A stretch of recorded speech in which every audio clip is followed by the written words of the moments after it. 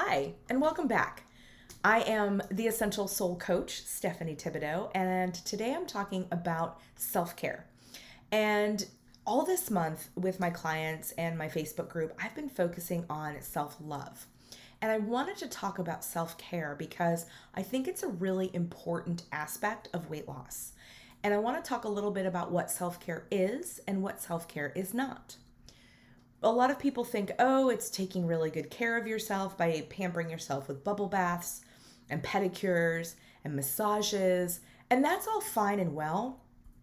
But what I really want to dial into is the other side of self-care that looks like how you talk to yourself, hydrating yourself, nourishing your body, giving your mind the support that it needs in order to hit some goals. And I think that self-talk is one of the key components of self-care. When we talk to ourselves in a kind way, in a supportive way, think about it like talking to a child. You would never say the things to a child that a lot of us women will actually say to ourselves. We are mean. We tell ourselves, ugh, you look terrible in those jeans. How dare you leave the house in that outfit? Or we even think to ourselves, I look awful from behind and people are going to judge me. I hear it day in and day out. I work in a gym part-time. People there, like when you're in exercise clothes, it doesn't leave a lot to the imagination. And it can be a very difficult move to put on exercise clothes and go to the gym when your brain is telling you all of the things that you're bad at or that you're going to be judged. If you could just think to yourself, I am making myself better by moving my body in a way that feels good. I'm boosting my endorphins and I'm giving myself more confidence. I'm creating the me I want to be. That's the kind of self-talk that's actually beneficial versus detrimental. Another thing that self-talk can really do is create boundaries. What are you willing to say yes to, and what are you willing to say no to? So when you look at your day, how many times are you saying yes to other people to do projects or volunteer for things? So every time you say yes to someone else, you're saying no to you. Now, it doesn't mean that it's not helpful and it's not beneficial. If your boss asks you to do something, you probably need to say yes. However, if someone is taking advantage of a situation, maybe you need to create some better boundaries. You need to know that every time you say yes to something, you're also saying no to something else. So when you're saying yes to staying up late, watching TV even when you're tired, and maybe feeling like you need a snack because you've been on the go all day and you haven't had a moment to yourself, you're saying no to a good night's sleep. You're saying no to doing actions that help you toward your weight loss. And I say this because I struggle with this. This was something that I was challenged with for a long, long time.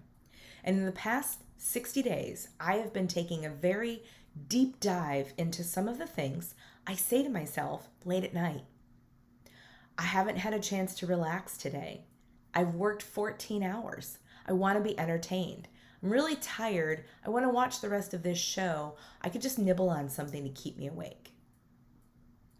Those were all things in contradiction with my goals. To get good sleep, to have energy to be up and focused and doing things in the morning, to getting to my next weight loss goal, my next goal professionally, and my next goal in my relationships. So I took a long, hard look at why I might be doing that, and I started to unwind some of the things that I thought might be true. I didn't need a break from a long day. I needed sleep. I didn't need to stay awake to watch this show. It's on Netflix. I can hit pause and resume anytime I wanted to. Sleep was going to do my body more good than staying up late. And it was also going to help me hit my next weight loss goal. And I finally broke through a 7-week plateau just by changing one simple action. And that is what self-care is doing for you. When you find ways to treat yourself well and speak to yourself with kindness and compassion, this is the kind of self-talk that leads to more self-care. The next thing you can do is hydrate your body. A body that's hydrated isn't hungry. A body that's hydrated has less sugar cravings and more energy. And you also do greater things for your hair, your skin, and your nails. So women are always asking me, what supplements should I take? What should I do here? And I'm like, you have to start with water. Start with getting in 64 ounces of water a day. If you're nowhere near that, start by adding 8 more ounces today. And do that every day for a week. And the next week, add 8 more until you've worked up to a baseline of 64 ounces. When you get up in the morning waiting for your coffee or your tea, drink some water. Have water by your bedside. Drink it before you even get out of bed. If you take medications or supplements, and consider adding more water to just taking those medications and supplements. Instead of just a sip or two, make it a whole glass. Add a glass of water to your meal times. Eventually, your body will adjust to the more water and you won't be running to the bathroom every 10 minutes, I promise. But you'll notice I have chronic dry skin. And I know when I don't get enough water in the wintertime, my skin gets very dry. It gets itchy, scaly, and it doesn't feel good. The more water I drink, the less lotion I'm going through day after day, but it's all part of my self-care routine. I also nourish my body with really good food. I have figured out what foods give me energy, keep me full for hours, and don't leave me feeling bloated and sluggish. But it took some time. I actually teach my clients how to experiment with food in order to figure out what foods give them energy and what foods pump the brakes. It's just an interesting way of eating for the fuel I need to get me through the day. Some of my days are 16 to 18 hours long. I need gas in the tank to get through all those hours. And to do it in a way that I am not crabby or bitchy or complaining. And the next way that I take care of myself is exercise. I love to move my body. I love to feel strong, and I love to hit new goals that I didn't think were possible. I haven't been strength training consistently for a while, but I started in December and I've gotten back into a routine that feels really good. So the other day at the gym, I jumped on the leg press machine just to see where I would get. I set it to 200 pounds. Actually, that's not true. It was already set to 200 pounds. And I thought, I wonder if I can do a rep. So I did. And so I wonder if I can do a couple reps.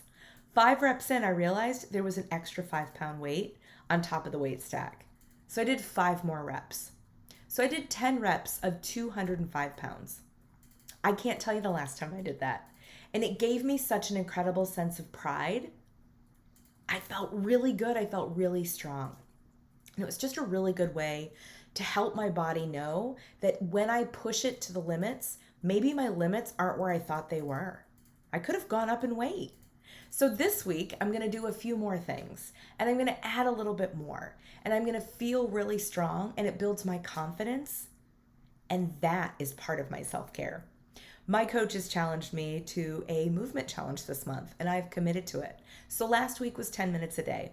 This week, we're going up to 20. I'm all in.